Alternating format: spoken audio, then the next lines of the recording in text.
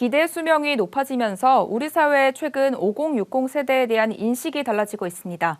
자신의 인생을 행복하게 살기 위해 노력한다고 해서 신중년, 58세대라는 신조어까지 등장했는데요.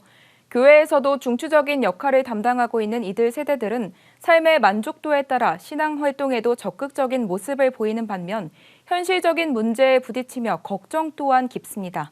교회가 이들을 위해 해야 할 역할은 무엇일까요? 자세한 내용 박지연 기자가 취재했습니다.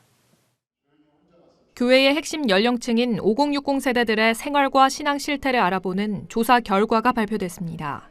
실천신학대학원대학교 21세기 교회연구소와 한국교회 탐구센터, 목회데이터 연구소가 만 50세에서 69세 사이에 전국 개신교인 남녀 700명을 대상으로 설문조사를 실시한 결과 응답자의 46.8%가 현재 생활에 만족한다고 응답했습니다. 특히 가계경제 수준에 따라서도 만족도가 달라졌는데 고소득층의 경우 81.4%가 자신의 생활에 만족한다고 답했으며 저소득층은 32.1%로 낮은 수치를 보였습니다.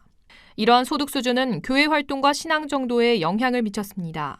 자신의 생활에 만족하는 5060 세대들 중 교회 소그룹 활동에 적극적으로 참여하는 경우는 64.5%로 대체적으로 삶의 만족도와 신앙 단계가 비례하는 것으로 분석됐습니다.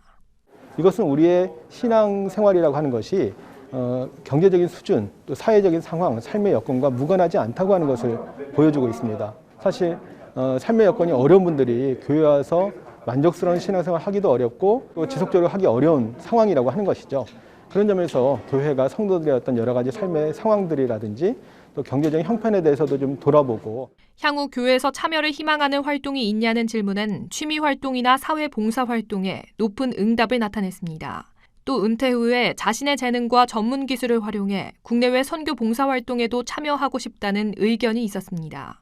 정지영 교수는 이들 세대들이 코로나19 이후 교회 밖에서도 신앙을 실천할 수 있는 장을 마련할 수 있도록 돕는 것이 중요한 과제가 될 것이라고 강조했습니다. 처지와 조건이 다양한 5060 세대들을 위해 그들의 취약점과 적합성에 맞춘 사역이 필요하다는 제언도 나왔습니다. 복음과 기독교 신앙으로 그들의 필요를 채워주는 그걸 제가 시니어 섬김 사역이라고 얘기한 겁니다. 그런데 반대로 오늘날 그 5060 소위 58세대는 이제 능동적이고 진취적으로 일하는 이런 세대이기 때문에 이들을 그냥 수동적으로 남겨두지 말고 교회와 세상 속에서 하나님 나라를 건설해가는 여기에 이제 참여하도록 해야 된다는 거죠. 우리나라 산업 발전에 중추적인 역할을 했던 베이비 부머 세대는 사회에서도 그리고 교회에서도 이제 은퇴와 노년기를 앞두고 있습니다. 아직은 교회에서 중역의 역할을 하고 있지만 신체적으로도 신앙적으로도 쇠퇴할 수밖에 없는 5060 세대들의 걱정을 돌아보는 한국교회의 관심과 섬김이 필요해 보입니다. 굿TV 뉴스 박재현입니다.